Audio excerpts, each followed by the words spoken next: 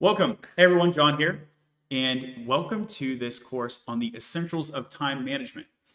Agenda in the top right, we're going to go through 5 things with the 0 index. Why listen to me? The definition of time management that I'll be using, some bases that ChatGPT covered. So I had my ideas, and then I wanted to make sure that I didn't miss anything sort of obvious. So I chatted with ChatGPT. We'll go through what it said and what I think about what it said. Then we'll go through an opportunity identification resource. By the time we get there, you'll know why that matters. And then we'll end here in the blue with the 13 highlights. We're going to save this to the end. So why listen to me? So I am a staff software engineer with over 10 years of experience. I have a PhD in economics. I worked the entire time I was in school so that I was getting a PhD in economics while working full-time as a software engineer. And I have a family with 2 beautiful children and 3 dogs. And so I have a busy schedule where I've been able to churn out impact. I think this is a pretty good reason that you should listen to me. In addition, I practice a lot of what I teach. So I'm the kind of guy that doesn't need to, I'm not going to say I work 40 hours a work week. Sometimes it goes over that, but it doesn't need to be 50, 60 hours. And often when I'm working, it's elective. So I do block my calendar, and I do feel like I have just subjectively a good quality of life. So I think that's worth mentioning as well. Okay, what is the definition of time management that I'll be using here? Let me start by giving you something that I think is a bad mental model of time management. When I talk to people about time management, very often someone will have in mind a crisis situation. So maybe they're on their way to work and they get in traffic unexpectedly and they're running late and they shout out to the ether, "Oh no," they're like screaming in their car, "If only I had an extra hour, then my life would be better. If only I had an extra hour right now." And then time management is supposed to be the magical solution by which that hour appears. The truth is, this is not a good approach. Time management is not a technique that you're going to break out when you notice traffic oncoming. A lot of it is going to be prevention is the best medicine. And so the definition that I like to use is that time management is the proper allocation of time in order to maximize value. Here, value is a generic term, so we can talk about achieving goals. Maybe you need to get some time set aside so that you can invest that into a big goal that's going to require a bunch of time. Or you can think of it, instead of event-based, you can think of it in terms of quantities of things, time management at the restaurant, number of customers served per hour, something like this. And then like widgets per time, selling those would result in like dollars in your bank account. So definitely we can allocate time in particular ways to make sure that we see that number in the bank account go up. Very practical ways like this. And so we should not approach time management as a series of techniques to grow available time. Maximizing free time is not the goal here. We want to spend time. We're treating this as a budget or an investment problem. And so we want to spend lots of time, and we want to have 0 unplanned hours. So we want to spend our time, but we want to spend it in a way that maximizes value. So that if I could wave a wand and give you 10 extra hours in the day, this might not maximize your value if you're still doing things which are not high value intrinsically. They're not high priority tasks. On the other hand, I could rip 4 hours from your day. And with the knowledge you're going to hear today, you would still have overall improved quality of life, because what we're going to do is, with your now 20 hours per day, we're going to figure out how to find the right opportunities to spend that time on so that you're getting more widgets per hour or bigger bank account or get your job done, your achievement done. So the lesson that we're going to figure out here is that the opportunity analysis is co-equally important to the actual watch time. So every time you hear time management, instead of thinking of the mental image of a clock, I want you to equally think of the importance of prioritizing the things you are doing with that time. Because the amount of time that you have doesn't matter if you're doing the wrong things with that time, okay? So these are 2 sides of the time management coin. I really hope that gets driven home. Now, let's go over to ChatGPT. So I say, hey, ChatGPT, like, here's some ideas that I have for like time management or whatever. What do you think? And it says, well, John, don't forget about the Eisenhower Matrix. I like that it brought this up, because the Eisenhower Matrix has to do with that concept that I was talking about picking the right things to work on. So the Eisenhower Matrix looks like this. This is an image from our friends at asana.com. And it's basically a 2x2 grid. And so along the x-axis, you have how urgent is the task that you're working on, and then on the left, how important. And so let's say that you are a waiter working at a restaurant. getting the food to the customer. The food just came out, the guy hits the bell, and that's urgent, right? Because if you don't do it right now, it's going to get cold, right? So urgency is how soon do you need to take action? If there's a coupon code at your local grocery store, if you don't use it by the end of the month, that coupon expires, right? So there's a level of urgency to it. But then how important is it that you go get that bag of Cheetos, right? Like, it doesn't really matter that you need to use it now. Maybe the right thing to do is not to use it at all. And you just freed up some time, didn't you? Because now you're not taking a trip to the grocery store at all. So we really want to prioritize this green square, things that are both urgent and important. And then we totally want to also figure out, we don't want to ignore, we want to be very mindful of and periodically identify. In fact, I'm going to recommend, when I say periodically, I'm going to recommend we do this weekly so that you set aside time weekly and do a time budget. We want to identify the red squares. The point is not to ignore the red squares. You want to identify them and consciously, intentionally delete them from your schedule and your life. So more green, less red, and then blue and orange, we'll forget about those. Think about the green and the red, I think is going to be the big tool for us. ChatGPT says, hey, John, you should talk about the ABC method and the IV method. I frankly don't like either of these. So here's the TLDR on the ABC method. This one, okay, they're useful. We'll start with them, but I'm going to have, when we get to the highlights, I'm going to have my own method that I think is a bit better. With the ABC method, you think about all of the opportunities available to you, all of the tasks that you could do, not just ones you need to do, ones that are optional or not optional. And then you assign priority A, B, or C. And then you basically do the ones with an A on it. Well, the problem with this approach is you might not be able to do all the A's. And in the professional world, this is the problem that everything can't be the number one priority, right? So I think the ABC method falls down in that regard, but it's still useful in the sense that if you can say, hey, this thing is definitely more important than this B or C, then basically what you did is you found a red square for the B and the C, and so that you have freed up time by deleting the things which are less important. So I don't think it gets you all the way to the end goal, but it's still helpful in the sense that it sort of narrows down the problem and reduces the level of overwhelming, even if it doesn't get it down to ground zero.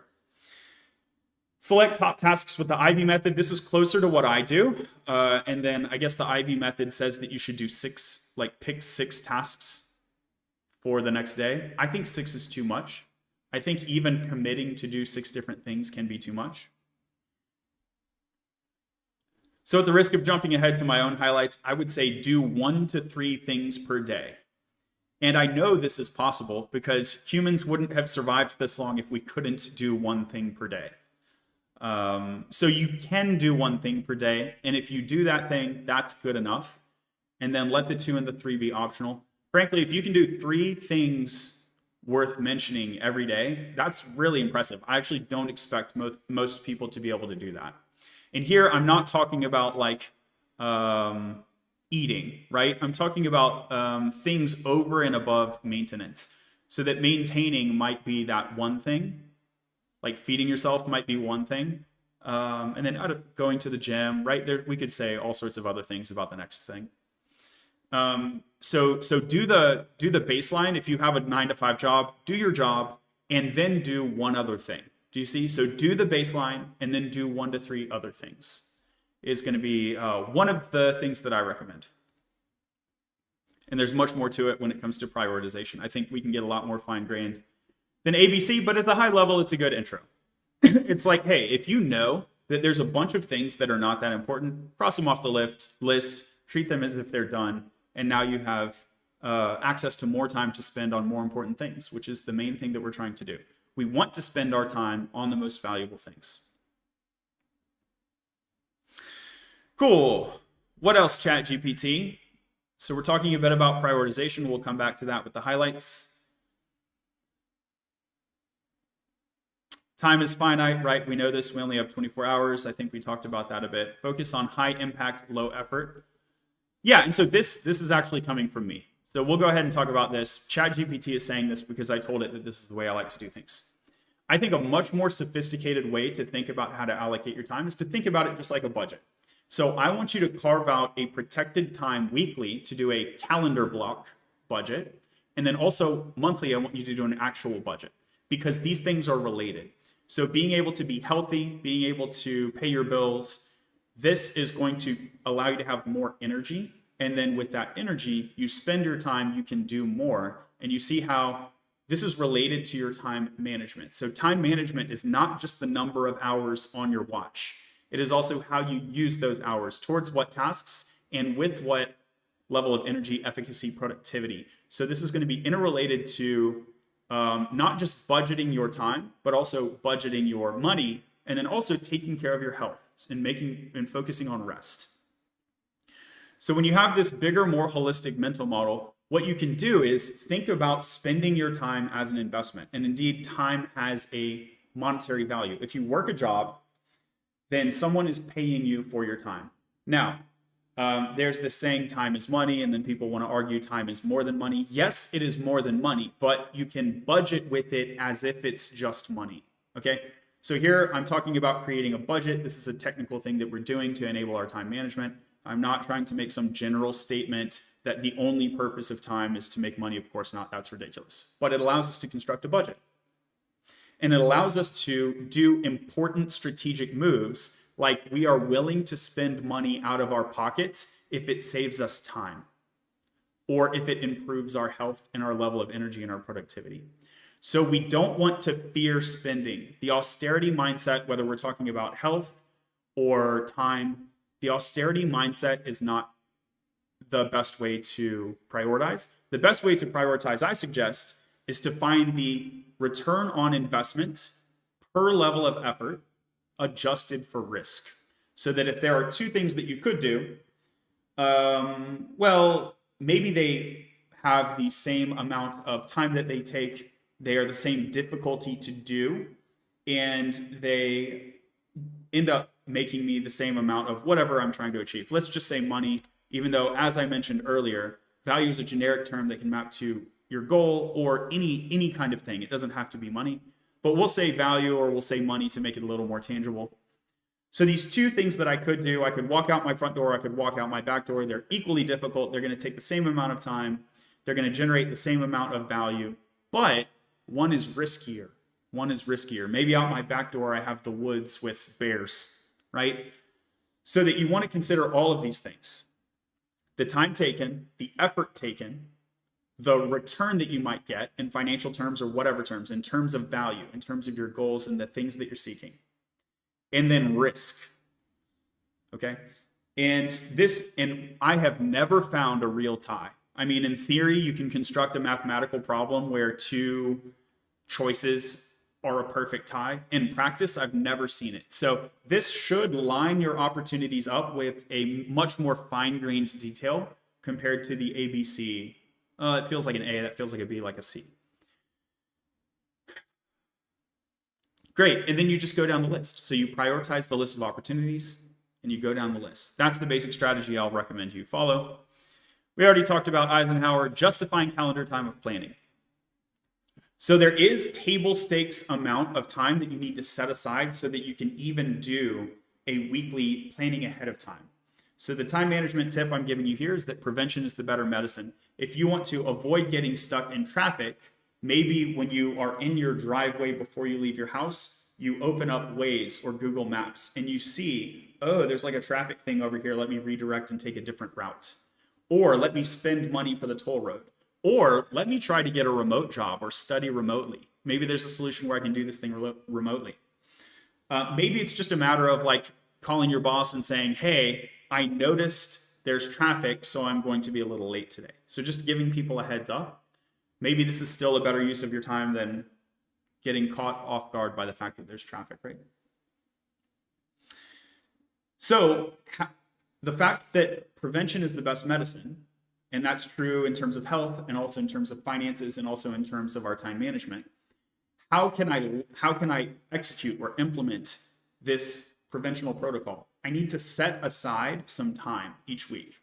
Now, I'm going to recommend that when you get in a routine of this only takes you like 30 minutes or an hour. So I'm going to recommend that you set aside 30 minutes or an hour each week for your weekly calendar budget. And I want you to have a Gmail and literally open up the Google Calendar and practice time blocking. Okay? I want you to think about and I want you to think about the traditional schedule and leverage the traditional schedule. We'll come back to this to the highlights, but I guess I'm on the topic, so I'll mention it here. Conceptualize your week in terms of these building blocks, your work day and your weekend. When you think about the workday, think about the 9 to 5 and the 5 to 9. And then the rest of it is rest time. So you work your day job, or if you're a student, you're going to school from your 9 to 5. This is dedicated to your professional life, your academic life. You're already doing this for the status quo. This is not getting you beyond the status quo. That's the 9 to 5. Then there's the 5 to 9, which is your time to do with as you please. Some of this should be recreation. I'm not recreation shaming. Go out with your friends. Having fun with your friends is important to prevent burnout and to live your life. But that 5 to 9, 5 days a week, that's 20 hours, and you need to view this as a budgeting and investment problem and be judicious. Using some of it for recreation with your friends is optimal. Using all of it for recreation with your friends is not optimal. Okay, so you got those 20 hours on the weekdays, and you're still getting your sleep in. So you have the 9 to 5, the 5 to 9, and then your sleep. These are your work days. And then you have the weekend. And the traditional time management model for the weekend is that you have a full day of rest, and then you have a full day to do whatever. And again, that could be recreation or personal development. I'm going to encourage you to follow this model. And if you follow this model, you'll find yourself with at least 30 hours every week that you could be using for personal development. And if you're unemployed, or if you're not currently employed and not currently studying, then you're going to have like 40 more. So if you are intentional about the usage of these hours, you will find that you can move mountains. And that's the whole point of time management. So prioritizing our tasks, taking a budget approach to plan and allocate intentionally the usage of our hours, okay? I can't understate how important it is to intentionally use that time. Think about research on learning. Background tasking, like listening to a podcast while I go for a jog, versus intentional learning. So intentional learning is much, much more effective than listening to a lecture like you're doing right now. So you can hear this. You should probably rewatch it. Unfortunately, I mean, this is just how it is. Consuming messages, you might have to do this 5 to 7 times for it to really sink in. This is what the research says, that if you see a message 7 times, it finally sinks in. For some people, it can be fewer than that. But that's by the time you get to most people. And so if you are just listening to a lecture, you might have to listen to this 5 to 7 times. But if you go out and if you implement the things that I'm saying, you're only going to need to do this 1, 2, 3 times, and it's going to click. Okay. And habit formation, there's a book, Atomic Habits, highly recommend it to you. Developing habits takes a large amount of activation energy. It's actually hard for the first few weeks, but once you get into that flow, you're building habits that can generate a positive lifetime of returns. And it gets much, much easier after those first few weeks. So use this traditional time management model. People have been using this approach for hundreds of years, or thousands, maybe even more. I don't know. I understand if it's awkward at first, and it may even take a season or 2. Maybe you can't do it because of the way that your school semester is organized this semester. Fine. Maybe just plan to put this into practice in the next season then. And I think after you do it a month or 2, you're going to be in the flow of things, and it's going to feel much better. So you block off this time, and you at least have those Saturdays, right? If it's not a Saturday, if you look at the traditional model of the week that I gave you, you can find somewhere in there where you can find 30 minutes and hour slots. Literally any day of the week, you can find a slot like that. Okay, goals. ChatGPT is reminding us that a good goal is specific, measurable, achievable, relevant, and time-bound. I agree with this. This is just a good framework. So an example of a SMART goal would be, let's increase my salary by 10% by next year. So we're giving it a number and a timeline. This is really, really smart. I think it's okay to have more abstract goals, but we realize that like more abstract goals are going to be harder to achieve and they're going to take longer. But I do think you want to do life planning. And here I'll bring up the triangle mental model. So think about a triangle. A squared plus B squared is C squared, right? And let's say that I'm currently in a poverty situation and I'm just trying to get my head above water. So I'm 100% focused on increasing my bank account. So I'm going a vertical A line in this triangle. If I go A and then from B to C, that's going to take me longer than if I do some preliminary planning. I set aside some time and I think, what would life be like after I'm no longer in poverty? Just think about like, okay, I know if I work my tail off this year, we're going to be able to pay the bills. It's going to be a hard year and we're going to get there. But if I think ahead about what am I even doing with my life? Am I just going to live a life where I'm getting higher salary, like until I die? What's the purpose of that, right? So this longer term life planning will impact the way that we weight and prioritize our tasks today if we think about it ahead of time. And you're going to get to see much faster if you think ahead. What would I do? A then B leads to C. Well, why don't I just start heading for C now? You see? So think about this triangle model and think about using that triangle over time so that you're thinking about your future self. And I'm going to recommend that you do your weekly calendar. And then I also think that you should do seasonal planning, annual planning, and then have a looser 3 to 5 year and lifetime plan. Okay. So with these SMART goals, these are going to be really tactical and concrete. I think those are important for weekly planning. And you can even do that for seasonal and annual. For longer term, 3 to 5 year or lifetime goals, I don't think you necessarily need these. I think it's okay to have a lifetime goal that you're always striving for and you actually never achieve it. I think that's totally fine. If you just want to give a directional way that like everything I do follows these principles, and we're going to come back to principles. This is not to be underappreciated. You don't actually need a specific, measurable, achievable goal. As long as it doesn't even need to be time bound. It just needs to be at the core. It needs to be relevant and important. And you can continue on this directional path for any number.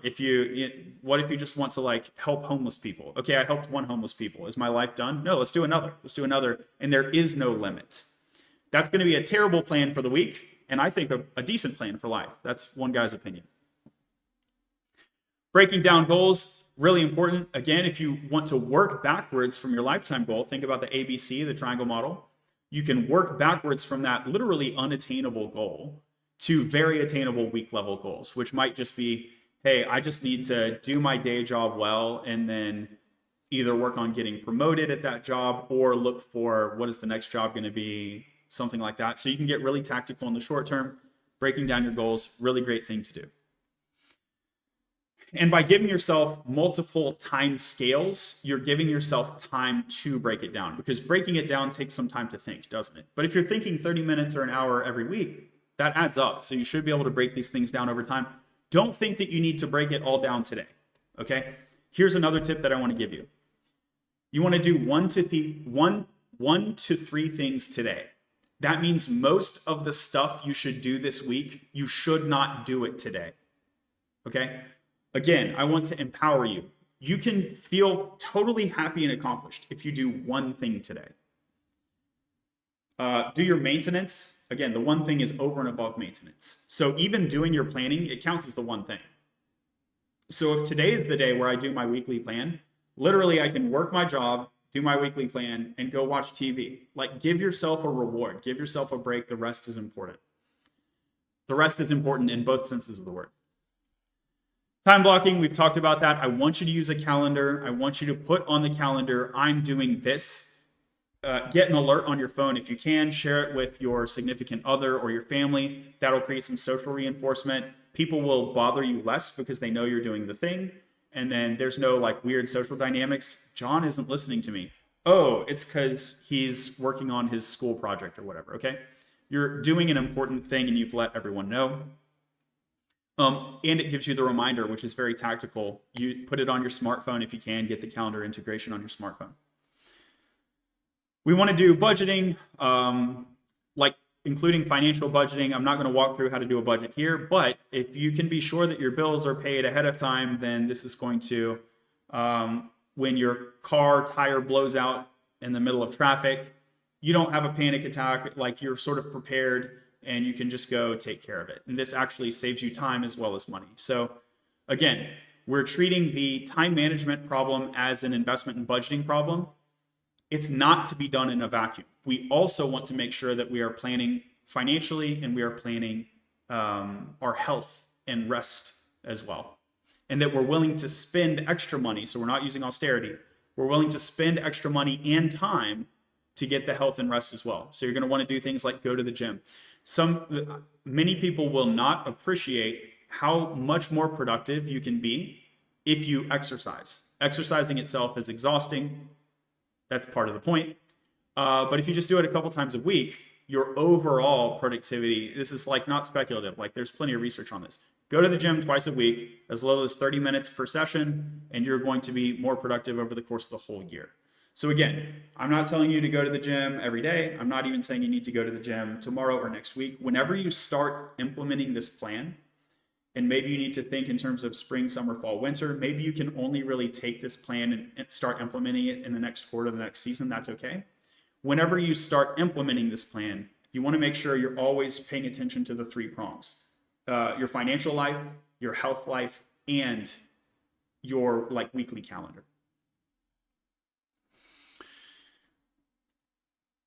Cool. You can use a to-do list if you want to. It can just be a Google Doc, or I email myself sometimes, but it is true that writing it down, if you have a whiteboard at your house, that can be useful. Writing it down, or even texting yourself, texting your significant other, writing it down is neurally reinforcing. And just if you're someone like me who forgets stuff, you have somewhere to go look. Absolutely. 80-20 rule, we're going to forget that because this is a rough approximation of the much more precise priority math we did. So the Pareto rule just says probably 20% of the available tasks are the most important ones. Okay, fine, but we can be much more specific than that, and we already did. Overcome procrastination, easy to say, hard to do, but what I would say is the give yourself rewards for me has worked, and indeed attach those rewards to completion of your tasks. So again, do 1 to 3 things today, and if you do it, you get the reward. Maybe you're able to order out or whatever it is. You give yourself some reward, you give yourself permission to play games, have fun.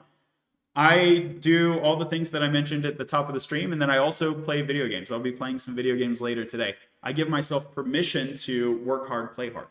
Or work hard, rest hard. Maybe I'm going to get through with this and go sleep the rest of the day. And it's totally fine if I do that because I did my thing. Pomodoro Technique is great. I'll give you my version of this, which is just take breaks throughout the day. So a lot of us think that the way that you maximize output is by working hard and never stepping away from your computer. Or if you're the waitress at the restaurant, working hard and never taking a break, just taking on more and more customers. This is actually not the best way in the long run to do things. There are health ramifications, stress, cortisol, all of that, but also literally just your delivery to the customer. If you're exhausted, they can tell.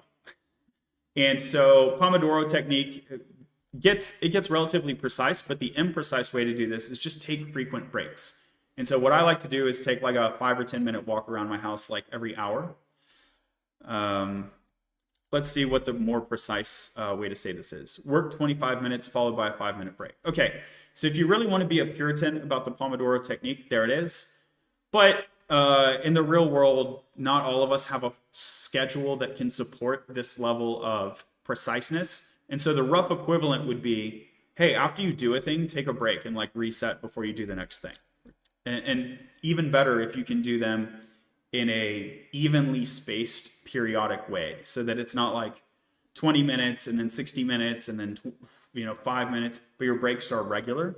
And having a regular routine, both in your work life and also in your rest life, leveraging the circadian rhythm, it's going to, again, improve your long-term productivity and reduce your level of cognitive stress and even things like muscle exhaustion and things like this. Your body will be able to operate at a higher level if you are using regular intervals, both for your workday and also for the calendar week, and then even your rest periods. Momentum, it's a really good thing. I mean, shout out Dave Ramsey. So if you have a bunch of tasks, maybe you start with the easy ones just to prove to yourself that you can do them. So I've told you do 1 to 3 things per day. I've told you make this list where we are prioritizing the return on investment of effort. So we should already be accounting for this. This means if something is going to pay me $10 and another thing is going to pay me $100, maybe the $10 thing is better because it's easy. and it takes very little time. So think about just literally, if I can do a 10-minute thing, or sorry, a $10 thing in a minute versus a $100 thing in an hour, which is paying me the better wage? The 10-minute thing, the $10 thing per minute is paying me 60 times 10 per hour, or $600 per hour. It's literally a better investment of my time than the hard thing.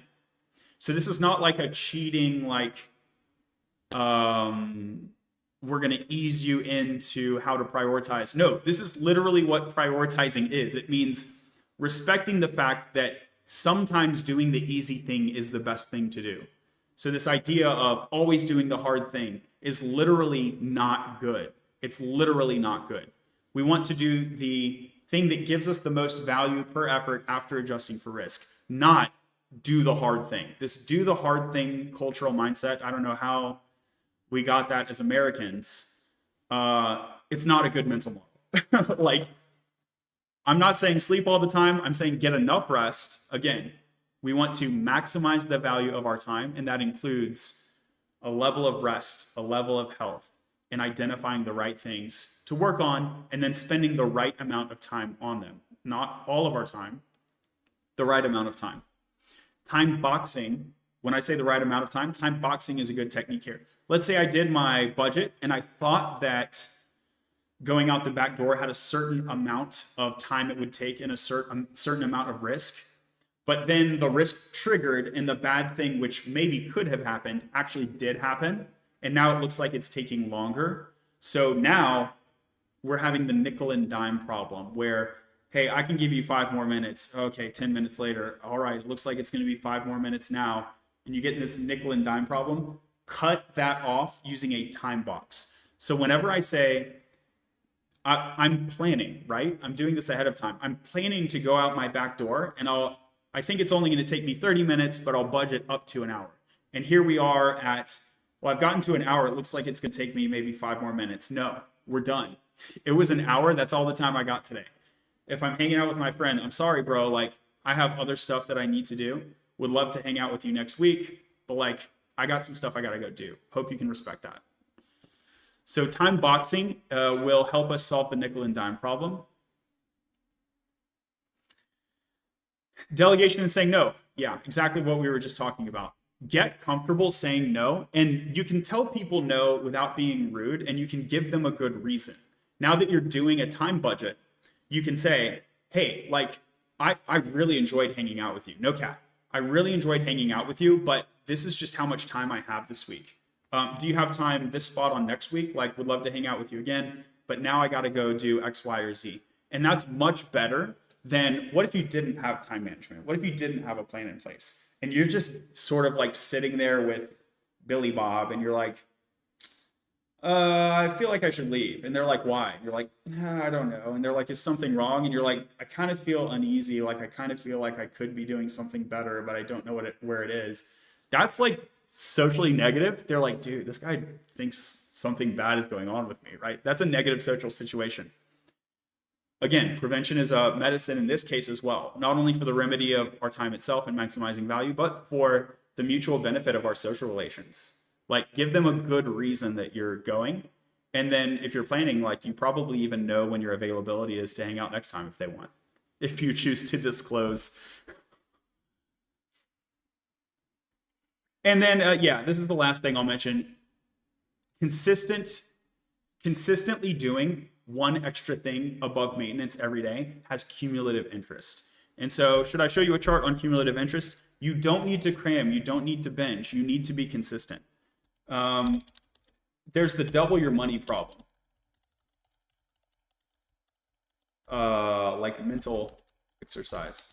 I don't know if Google knows what I'm talking about here. I'll get this on my clipboard because ChatGPT knows. Yeah, so you ask your child, would you rather have 20 bucks or a penny that's doubled in value every day for 30 days? Like, the consistent penny growth goes crazy. Is it over $1 million, or do I have that one messed up or something? Yeah, it's like millions of dollars, dude. So this is what I'm saying. You're going to be able to get to your goal. So take your time. Don't rush. Make sure that you're doing what you can definitely do an extra thing every day. And you really don't need to do more than that. If you can do 2 or 3, great. You'll get there even faster and it may be attainable, but don't put the pressure yourself. Don't fall into this trap. I'm going to do 4, 5, 6, 10 things today or tomorrow. And then you see yourself failing. That's not a good budget. If you are failing on your budget, you should adjust the budget. The truth is, everybody can do one extra thing. A lot of people can do 2 or 3 some days, or even most days. Maybe not every day, but several days of the week, you'll be able to do 2 or 3 things. And you don't need to overcommit and underdeliver. You can stick with that consistent, steady progress. And day 30 or week 30, you'll see really crazy results that you might imagine you could get there by just binging and like cramming. But the research shows that like cramming, you're not going to have, let's say that you're a student. Cramming has inferior memory retention, lower learning outcomes. Maybe you'll pass the test, but then the forgetting curve, you like end up forgetting it all. You don't retain it all. Your longer term performance is worse. So as a general strategy, this is much, much better. Yeah, literally, if you're actually testing and your only goal is like, I don't care about this degree or whatever, I literally just need to pass this test. Okay, maybe you cram for that. But as a life strategy, it's not a general good strategy. Cool, I think we got through all this stuff. Let's get to this. So when you think about the opportunities analysis, let's say that you are again, a waitress at a restaurant. We'll go back there.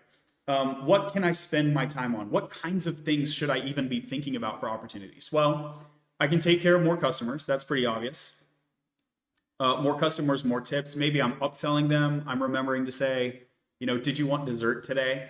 And so here on this 6-point mental model from she2.org, that would be products and projects, right? Maybe a little bit of people there as well. If I'm focusing on building a relationship over the course of many weeks with a customer, we can be building relationships with customers, clients, or coworkers. These are some people that I can invest my time with, or family.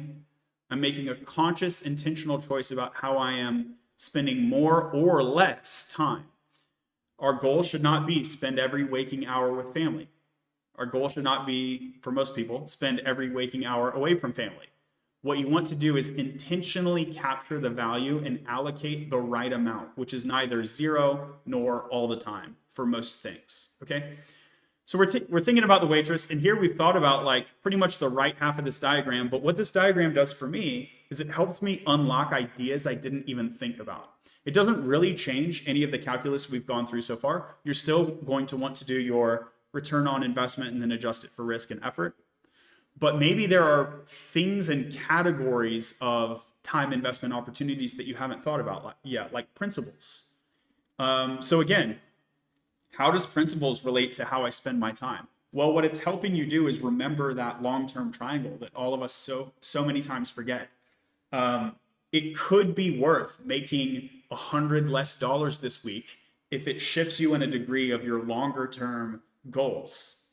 Because that $100 is actually, I'm getting to my longer term goal years faster down the road because of cumulative interest.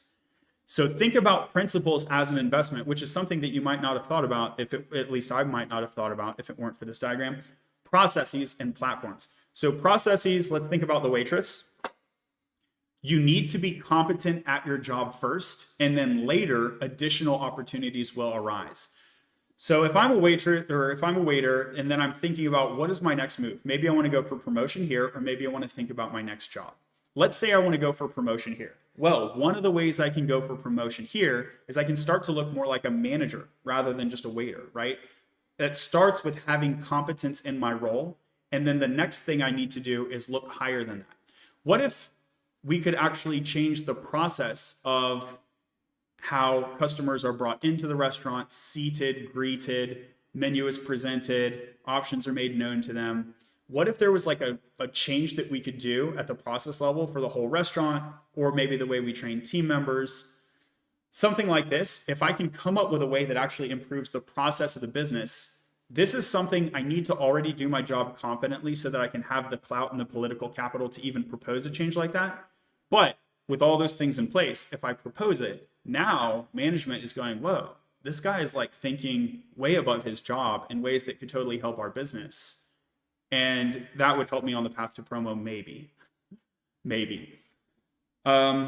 Laterally also has a course on effective one-on-ones. Make sure that when I say maybe, the reason for that is you don't want to overstep your own manager's sort of preferences. So you want to take their guidance and preferences into account. And the way that you can make sure that you're doing that in a really highly effective manner is to have good, effective one-on-ones, both with your manager and with your peers. So sometimes this weird thing can happen where you start doing such a great job at your job that it weirds out your peers.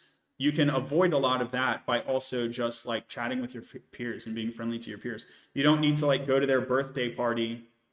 Some people get really weird about like, I don't want my coworkers to think that I'm their family, which is understandable. But being friendly with your coworkers is much, much better than being unfriendly with your coworkers most of the time. I mean, here and there, even the case where you have a problematic coworker, I understand the desire to like get away from that. And you can loop in HR if you need to. But in many cases, having sort of a generally friendly conversation is still worth it, even if you don't particularly like them. I mean, it can still just improve the team culture and the workplace culture in a lot of cases. Your mileage may vary. These things need to be personalized and tailored to you. And there is a line which if it gets crossed, please escalate it to HR and your manager and whatever. But these are the main call out there is let's try to improve processes, but let's not overstep to where it's kind of awkward and cringe. And how do you know ahead of time if it's going to be awkward and cringe? You can leverage these one-on-one meetings where you're like chatting with your manager or whoever else, and they should give you a pretty clear signal that like, yeah, this would be a good idea. Like I would encourage you to do that, or no, I wouldn't do that. Okay. And then platforms. Platforms, this is really resonates with me a lot as someone in tech. If I'm outside of tech, it's harder for me to understand a mental model of what this might be. Frameworks, platforms, I guess this 6-point model itself is a framework, which is kind of like a platform. So what is a framework? Is it a process or is it a platform? I think the answer is that when you start automating things with technical solutions, it goes from like a process that you follow manually more into like a technical solution, like a tool that you can build.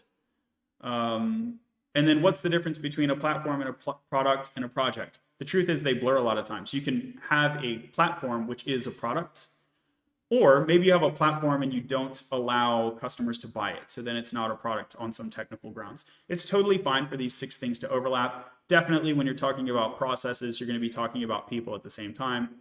So this is not a clear distinction, but I think reflecting on this 6-point mental model is interesting to potentially open your mind to when I'm doing my time budget and I'm listing the sort of things that I want to think about. Should I pick up a new class at school? Should I do some continuous professional education? Should I build a side project? Should I do some more social media content creation? Should I just take a vacation or a break this week? Should I go to the gym an extra time? These are all options. But then also think about, what if I spent more time with Tina? Like a person can be an opportunity. Tina is actually my wife, but Tina might also be a customer or a coworker. So spending time and effort with people, spending time and effort with all of these categories, I think it gives us a better, broader list so that we can come up with more options, and then you'll end up eventually shrinking it back down. But if you have many options that you prioritize compared to a few options that you prioritize, the end items that are at the top could change. And so this is just going to be a tool to help you make sure that you're thinking holistically so that you don't miss a high value opportunity. All right, let's get to these 13 highlights and wrap. So we've talked about a lot of things here, but what does John think? Let's forget about ChatGPT. I mean, it's just a robot, right? PhD level intelligence. Come on. I'm the one with the PhD, bro. I know that ChatGPT can count the number of letter R's in strawberry now, but a real PhD graduate can do a bit more than that. So from this PhD graduate, here's the 13 real deal highlights that I like to kind of reflect on. So number one, takeaway from today, plan weekly and block time on your calendar. Just like when I'm doing a budget and I'm going to spend this much on my credit card, I need to actually transfer the money and pay the bill for that credit card to go down, right? Similarly, when I plan spending my time, I want to block my calendar. It's gone, it's used, it's spent. Okay, that's the idea. So blocking time on your calendar is kind of the analog to the act of spending. We want to anticipate the things that are going to be required or even might happen, those maybes, those risks. And you can even try to give it like a risk number, like a 20%, 50%, whatever. You can run the math and get a technical return on investment per estimated level of effort adjusted for risk. You can run the math. And let's anticipate for it. And then if your tire doesn't blow out, great. You have some extra money that can go to savings or whatever else. You want to make time by saying no and prioritizing. And if you're doing this thinking ahead of time, then saying no is less uncomfortable. It's more rational. It's more justified. Your buddy understands. They're going to understand. If your friend is your friend, they want what's best for you too.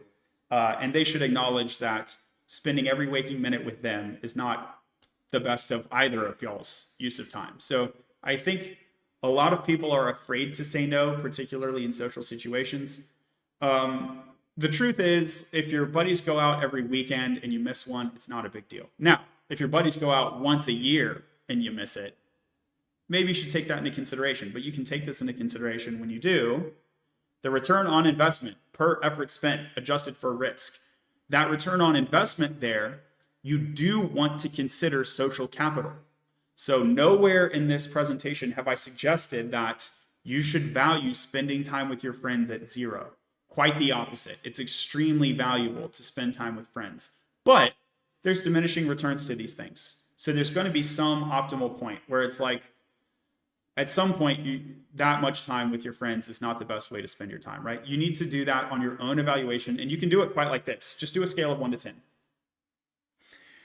I could have a nicer dinner on Thursday, or I could have like a less nice dinner and more time with my buddy. You see how we're kind of turning it into this time is the unit by which I can compare apples and oranges. Now, a lot of people want an apples to apples comparison, but if it takes time and money to go get an apple and time and money to go get an orange, the common thing is the time and money, isn't it? And time and money is what it's going to take when you go out with your friends. Hopefully that made sense. So we'll follow a restful and healthy routine because we know that more energy means we're more productive, and our productivity is intrinsically related to the calculus of how we right-size the time and effort we spend on these opportunities. It's in the math. Return on investment adjusted for level of effort and risk. So the effort is in there. And when we have more productivity, more energy, the general level of effort for everything goes down. Okay, we want to leverage the traditional routine. Think about the major building blocks of the week in terms of your work week. There's the maintenance time, the 9 to 5, and there's the spare time, the 5 to 9, and then there's the rest time. So then there are your weekdays and your weekend is conceptualized of a day off and a day of miscellaneous time, whatever you'd like to do with it. Embrace the traditional routine. Leverage your social network. If I can have, my mom watch the kids on Thursday, this is a potential opportunity to free up my time to do something which is relatively valuable. I don't need to take my mom for granted. I could pay her money if she wants it. Maybe I actually hire a nanny. It's not my mom. Maybe I get my mom dinner. Maybe my mom just likes to hang out with my kids. Thank God for grandmothers. Am I right? So that's the mom taking care of the kids example. There's other cases here, like you can be a little crazy if you want to. You can ask your buddy to get an oil change on your car for you. Just think about the possibility. I'm not saying you have to do this, but when you're creating your possible opportunities of how you can spend your time, be generous and expansive with the ideas you come up with, and then narrow it down later after you're prioritizing. In the first glance, at least consider it. And you can just text him like, hey dude, is it super crazy if I ask you to get my oil change for me? Like, I'll buy you dinner, whatever ends up being a mutually beneficial exchange, right? So leverage that social network. This could be something as simple as an accountability partner. Like, that's a thing too. And again, in a lot of these cases, your friends want you to succeed. So don't feel bad by asking, Because often by asking, particularly when you're giving a small ask, you're giving them an opportunity to improve your life, and they want to improve your life. So this is not like a take everything from you sort of situation. And you can reciprocate. You can help them out next week, Let's leverage seasonal planning. We've talked many times about the fact that this time management framework is potentially asking a lot from you, and it may not be something that you can slot in today, tomorrow, or next week. Maybe at the end of your school semester, maybe at the end of your next performance review cycle. Think about the seasons and leverage that as an abstraction between the week and the year. You could do like monthly calendar planning. I personally don't. I have a strange time with seeing that work. It makes sense for my financial budget. It doesn't really make sense for my calendar. And the reason for that is I don't have really good line of sight into the meetings that I'm going to have the last week of this month. A lot of that seems to change. It's either the same every week, or it seems to change for me kind of on this seasonal basis. If you're in a situation where like the month is important, feel free to do an extra planning session per month as well. But I'm going to recommend weekly, seasonal, annual. And when I say planning, remember that some of that could be intentionally taking a break. So planning here is, how am I going to spend my time? The answer should not be this idea that we are going to just bench press for hours and hours until our arms fall off. That is not the optimal use of time. Optimal use of time is a mix of recreation, vacation, effort, required effort, optional effort, rest, leisure. We want to plan all of these things. And it helps prevent burnout. Man, whoever wrote that, that's a great point. Tip number 7, mostly avoid working today. Again, emphasizing this point. The goal is not plan how you're going to just unendingly work. You can do as little as one thing today. And we know that you can do one thing today, because if people could not do one thing, humans wouldn't have been able to evolve. We have been doing extra stuff for the longest time. So you can do one thing. You can do one thing. And then if you can do 2 or 3 optionally, that's even better. Don't pressure yourself to do more than that unless you want to. But personally, I would go 1 to 3, and then I would take the rest in like rest time. Do 1 to 3 things per day, and then try to get even 1 to 3 bigger things per year. Take advantage of that New Year plan. Be one of the ones who actually does the thing. And yeah, if you can do, I'm very sure that you can accomplish one notable thing over the next year. And then maybe you can do 2 or 3, maybe, but I'm very sure that you can do 1. You can do a better job on your next performance review cycle. You can learn the new skill. You can pass the class. Absolutely believe in y'all. Remember to single task over multitasking. Okay, that's going to jump us down to number 12. But when I'm emphasizing do 1 to 3 things, part of it is focusing on the single task technically makes you more productive and effective at it. So not only is this a budget sort of, most people have this capacity heuristic, which it is, but even more, by restricting the number, you are increasing your probability of success. And I'd rather you have a 99% chance rate of doing the most important thing than a 50% chance of doing the 4 most important things. Because remember, we prioritized our list. So get the important, notable thing done, and then the rest is icing on the cake. And I think most people will agree with this too. You can modify the math if that's not true for you. If you're like, dude, like passing the class is important, but honestly, like these next 3 things is like actually more important or equally important, it wouldn't be more important, or you'd shuffle it around, right? Maybe they are more important if you combine them. Yeah, so then that's about how do you unpack tasks.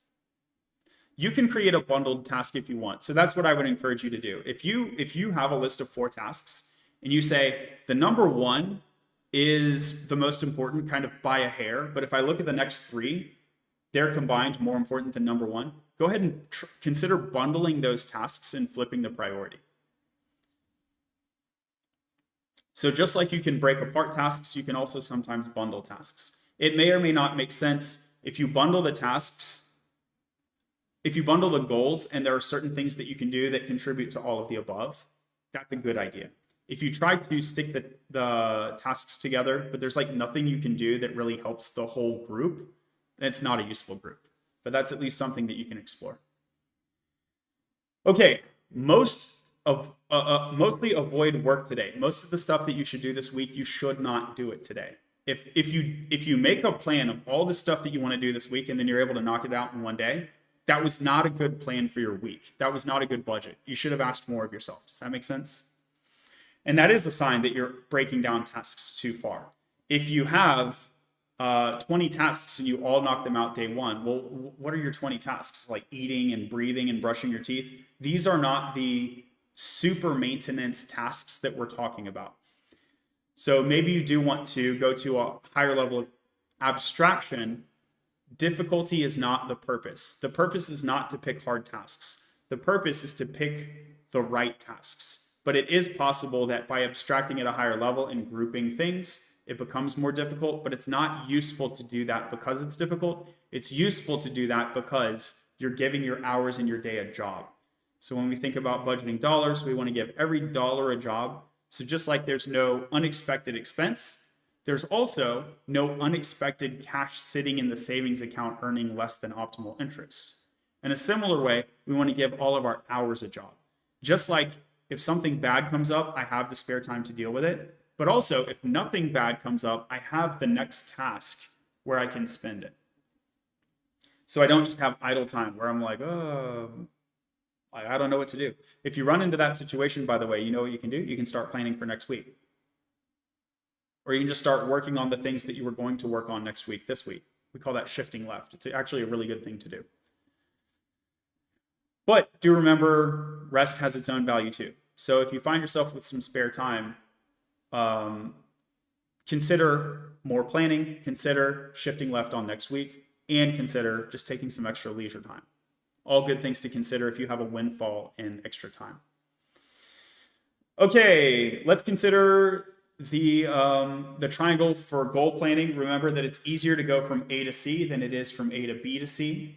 Okay, so if you can carve out your safe space each week and then use a growth mindset rather than austerity mindset, and if you can respect the value of your future self in order to do a little more work today to improve your overall life, rather than having a panic reaction to your situation today where you're focused on just a short-term goal, try to give up a little on your short-term goals to get a degree in the direction of those longer-term goals. That's the triangle for goal planning. Technical solutions. Here on this screen, you see I had an agenda up at the top. You can use an agenda for your meetings. That's like a technical solution to making sure that your time is utilized well in a meeting. Doing things remotely is a great technical solution to a variety of problems. DoorDash is expensive, but sometimes it's worth the time you get back. You got to run the numbers. This isn't just like waving a wand and saying DoorDash is good all the time. There's particular cases where I literally need the time today and it becomes worth it. Or maybe it's not DoorDash. Maybe it's like, takeaway fast food sort of thing. Doing things remotely, job A pays more than job B, but job B is fully remote. That's worth something. That's worth dollars, and it's also worth time. How much time are you saving? Let's jump down to 13. Value your time. Put a dollar value on your time. Again, not because time is only worth money, but because it helps us compare apples to oranges. So that I can say, job B is saving me 30 minutes a day. That is 5 days a week. That's 2.5 hours a week. That is 10 hours a month. 10 hours to me is worth how many dollars? Now let me add that to the salary. Is job B now better than job A? You can actually compare them. Leverage healthy pre-made food options, even the occasional fast food. Kachava at Target. I use this thing. It's great. Poplin, going back to number 9, apps like Poplin. Poplin is I pay people to do my laundry. So I bag up my laundry, put it on my front porch. They come by, pick it up, and do it. For me, laundry, and it's like $1 a pound. So for me, that's a fantastic way that I can buy back time. So just do a Google search for these sort of things. This is a search problem. And let me remind you about search techniques. Do a search for this video. I'll try to leave it in the description of this video.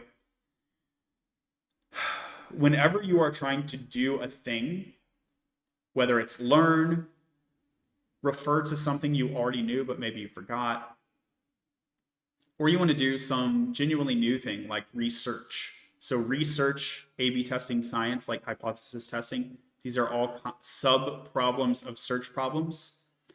But finding an app that can do this thing, like do my laundry for me, or get someone to clean my house, or have someone take care of my car or my dogs, childcare. All of these, we can call them search problems. So search in a general sense includes research, if that makes sense. But it's more than research because it's also, research means like creating new generalizable knowledge. Search can include like just double checking in my contacts. Like I already know it, I just need to go double check and refer to known knowledge. All of those sorts of things are included in the general category of search. So check out this video for search techniques, and it can help you uncover technical solutions that can allow you to buy back time. Or Kachava at Target. Okay, think in Kronos and Kairos time. So Kronos is like your watch. These are the Greek words. And Kairos, so in Greek, they did a really good job of understanding these two different kinds of time, they would say, Kronos time and Kairos time. Kronos time is literally as the seconds pass. Kairos is the sequence of events regardless of the time on the wall. So thinking about the waitress at the restaurant, what options does she have available? What moves might she take? And then if she took that one, what would be the next move? So thinking through this, you'll create a tree, a decision tree of possible futures. That is equally important when I think about your time planning. The steps that you're going to take are just as important as how long it takes each step. So you want to actually think through what are the opportunities available and think through it multiple steps. Okay, I could do these things this week. If I did that one, what opportunities would it open up next week and next month and next year? So that you can chart out this bigger path of steps that you're going to take. And this deals with the level of abstraction and the bundling and the unbundling. Well, if I'm going to take step A and that's going to lead to A, B, or like 2, 3, and 4, and I know I'm going to go A4, what can I do 4 this week? Maybe I should be thinking about doing A and 4 this week.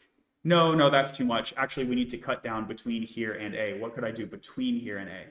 So these are the steps that you're going to take, the next steps. This is Kairos time, the sequence of events. The sequence of events regardless of how long they take. So the steps in future history. Kairos can also be applied to past history. Like here are the things that happened, even if I don't tell you when they happened in this order. That's the idea of Kairos. It's a sequence of events. And I want you to think in both terms. Think in Kronos time and Kairos time. That is, use your calendar planning, but also think through, if you do A, what does that unlock? And so what is the chart of steps that you're going to take potentially over the next several weeks, if you have time to think about that, right? You got this 30 minutes to an hour per week that you're planning. Literally blocking your calendar might take only 5 or 10 minutes of that. And then the rest of it is thinking about, well, what do I want to do revisiting this year? You might say, John, I already did my annual planning. Why am I thinking about it again? Because things change over time. So you want to be able to update that plan as you go along. Single tasking over multitasking and intentional tasking over automatic behavior. If you catch yourself acting on autopilot, try to interrupt and redirect that to an intentional endeavor. Again, tons of research when it comes to studying that active engagement, active listening, project-based studying, all much more effective than background listening, lecture, passive learning. So we want to be intentional with our time. Intentional with our time. And then, last thing, I think I already mentioned this, but to reemphasize it, take the time value of money seriously. Your time has a value. It doesn't mean that the only point of your time is to get more money. It means that you can treat your time as a budgetable thing. And it's a thing that you can budget. And you want to understand that your future self is valuable and respect your future self and your current self. Thinking about the triangle, ABC. What can I do that's going to improve my overall quality of life? Not just today, not just tomorrow, but across my lifetime, it's going to be sort of the best balance of things. Thanks so much for being here. Hope this was helpful.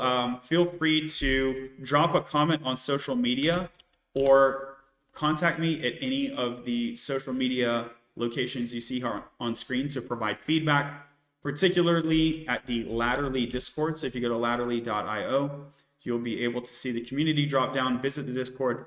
Feedback is highly encouraged.